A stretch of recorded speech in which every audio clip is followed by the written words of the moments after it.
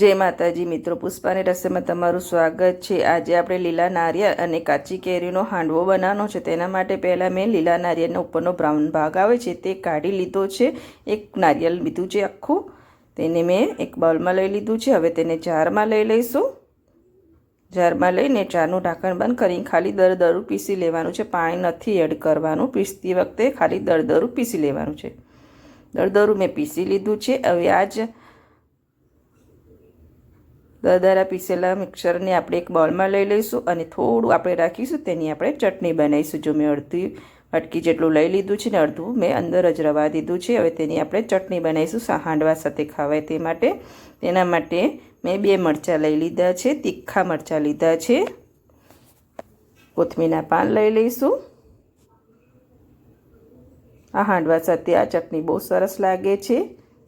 મીઠું લઈ લઈશું સ્વાદ અનુસાર અને અડધો લીંબુનો રસ લઈશું। પીસતી વખતે જો જરૂર પડે તો આપણે થોડું પાણી એડ કરીશું। પહેલાં પીસી લઈશું અને પછી થોડું પાણી એડ કરીશું। પીસી લીધું છે મેં 3 થી 4 ચમચી જેટલું પાણી એડ કરીને આપણે એકદમ ચટણી પીસાઈ ગઈ છે। આ ચટણી તમે ઢોસા અને ઇડલી સાથે પણ ખાઈ શકો છો, એ ચટણી છે। હવે તેના પર આપણે વઘાર એડ કરવાનો છે। તેના માટે 1 ચમચી જેટલું મેં તેલ ગરમ કરી લીધું છે। રાઈ લઈ લઈશું। રાઈ તતરી જાય પછી આપણે આ વઘારને ચટણીમાં એડ કરી દઈશું, મિક્સ કરી લઈશું।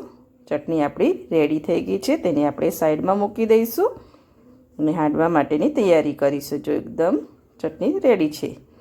બાઉલ લઈ લીધું છે, તેમાં 1 કપ જેટલી ઝીણી સોજી આવે છે તે લીધો છે, તેને તમે રવો પણ કહી શકો છો। અને અડધો કપ મેં બેસન લીધો છે, ચણાનો લોટ। એને નારિયેળની છીણ આપણે લઈ લઈશું, જે આપણે પીસીને રેડી કરી છે તે 1 બાટકી જેટલી મેં કરી છે તે લઈ લઈશું। તેનો ટેસ્ટ બહુ સરસ આવે છે, એટલે આપણે આજે કાચી કેરી અને લીલા નારિયેળનો હાંડવો બનાવવાનો છે। અને દહીં લીધું છે, અડધી વાટકી જેટલું ખાટું દહીં લેવાનું છે। આમાં પહેલાં મિક્સ કરી લઈશું। મિક્સ કરી લીધું છે સરસ। હવે વેજીટેબલ એડ કરવાના છે આપણે। તેમાં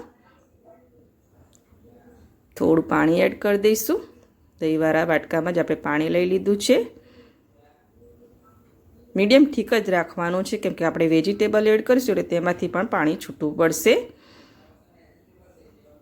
જો થઈ ગયું છે, કે આપણે સોજી પલાળવા મૂકશું તો તે ફૂલશે।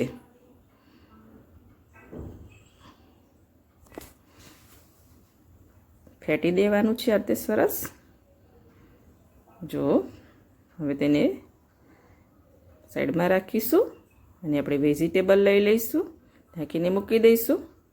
વેજીટેબલ્સ કટ કરીને મેં લઈ લીધા છે।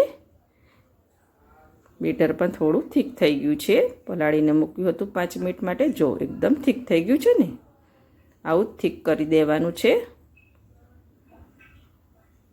હવે આપણે વેજીટેબલમાં મેં કેરી લીધી છે, તે ઝીણી ઝીણી કટ કરી લીધી છે। તે કાકડા કેરી આવે છે તે લેવાની છે, મીઠી કેરી આવે છે તે એકદમ દેશી કેરી, ખાટી નથી લેવાની। જો અડધી લીધી છે મેં, ઝીણી કટ કરી લીધી છે, છાલ ઉતારી લીધી છે। લીલા મરચાં લીધા છે તીખા, ટામેટાના બી કાઢીને તેને લઈ લીધા છે, અને ડુંગળી લીધી છે, અને કોથમીર અને ખાંડ લઈ લીધી છે મીઠાશ માટે। વેજીટેબલ તમારા ચોઈસ પ્રમાણે વધારે ઓછા તમે કરી શકો છો। કેરી લઈ લઈશું, 1 કે 1.5 ચમચી જેટલી કેરી છે, અને 2 ચમચી જેટલા લીલા મરચાં તીખા લીધા છે। ટામેટાના બી કાઢી લીધા છે, અડધું ટામેટું લીધું છે, અને 1 મોટી સાઈઝની ડુંગળી મેં ઝીણી કટ કરી લીધી છે। કોબીજ લેવી હોય તો લઈ શકો છો, વટાણા પણ લઈ શકો છો તમે। કોથમીરના પાન લઈ લઈશું, ખાંડ લઈ લઈશું। મીઠાશ માટે આપણે કેરી ખાટી લીધી છે એટલે આમાં આપણે લીંબુ નથી લેવાનું। હળદર લઈ લઈશું અડધી ચમચી જેટલી, આપણે લાલ મરચું નથી એડ કરવાનું, લીલા મરચાં તીખા લીધા છે તેથી। અને જીરું લઈ લઈશું આખું, અને મીઠું લઈ લઈશું। હવે બધા મસાલા અને વેજીટેબલ આપણે બેટરમાં સરસ મિક્સ કરી લઈશું. જો અત્યારે ઠીક છે, પણ આપણે વેજીટેબલમાંથી પાણી છૂટું પડશે એટલે બેટર આપણું સરસ સેટ થઈ જશે. જો તમારે વધારે ઠીક લાગે તો તમારે પાણી એડ કરી દેવાનું. 2-3 ચમચી જેટલું એડ કરવું હોય તો એડ કરી શકો છો તમે. જો મિક્સ કરી દીધું છે, ફરીથી તેને આપણે 5 મિનિટ માટે મૂકી દઈશું.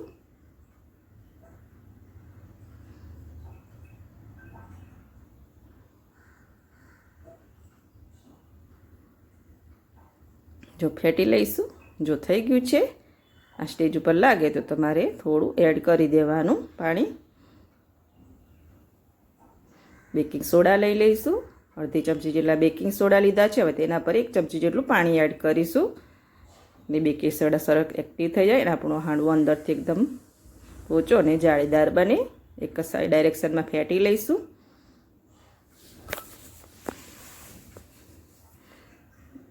જો ફેટી લીધું છે સરસ. હવે હાંડવો બનાવવા માટે મેં નાની કઢાઈ લીધી છે. કઢાઈમાં બનાવવાની છું આજે. 2 ચમચા જેટલું તેલ લઈ લઈશું. તેલને થોડું ગરમ થવા દઈશું. તેલ ગરમ થઈ જાય પછી આપણે રાઈ લઈ લઈશું. અડધી ચમચી જેટલું જીરું લઈ લઈશું. જીરું અને રાઈને સરસ તતડવા દઈશું. જો તમારે તલ એડ કરવા હોય તો તમે એડ કરી શકો છો તલને. બેટર લઈ લઈશું 1.5 ચમચા જેટલું તમારી કઢાઈ નાની હોય મોટી હોય એ પ્રમાણે તમારે બેટર લેવાનું છે ને આ રીતે સરસ સર્કલમાં પાથરી દેવાનું છે. આંચ એકદમ સ્લો કરી દઈશું હવે અને ઢાંકીને મૂકી દઈશું 5 મિનિટ માટે. 5 મિનિટ થાય પછી તેની સાઈડ ચેન્જ કરીશું. ચેક કરી લઈશું. 5 મિનિટ જેવું થઈ ગયું છે. ઉપરથી એકદમ ડ્રાય થઈ ગયો છે. હવે તેની સાઈડ ચેન્જ કરીશું. જો નીચેથી એકદમ ક્રિસ્પી થઈ ગયો છે. એની સાઈડ ચેન્જ કરી લીધી છે. ફરીથી આપણે 5 મિનિટ માટે તેને થવા દઈશું એકદમ મીડિયમ આંચ ઉપર. ઢાંકીને મૂકી દઈશું. 5 મિનિટ જેવું થઈ ગયું છે. ચેક કરી લઈશું. નીચેથી ચેક કરી લેવાનું. જો ક્રિસ્પી ના થયો હોય તો ફરીથી 1-2 મિનિટ તમે રાખી શકો છો. નીચેથી ક્રિસ્પી થઈ ગયો છે. 10 મિનિટમાં તો સરસ મીડિયમ આંચ ઉપર આપણો હાંડવો બની જાય છે. થઈ ગયો છે અને મેં સર્વ કરી લીધો છે. જો એકદમ સોફ્ટ અને જાળીદાર આપણો હાંડવો બને છે. તે મેં કટ કરીને પણ તમને બતાવું. આ રીતે પીસમાં કટ કરી દેવાનો. ગરમ ગરમ છે. આ રીતે કટ કરી દેવાનો.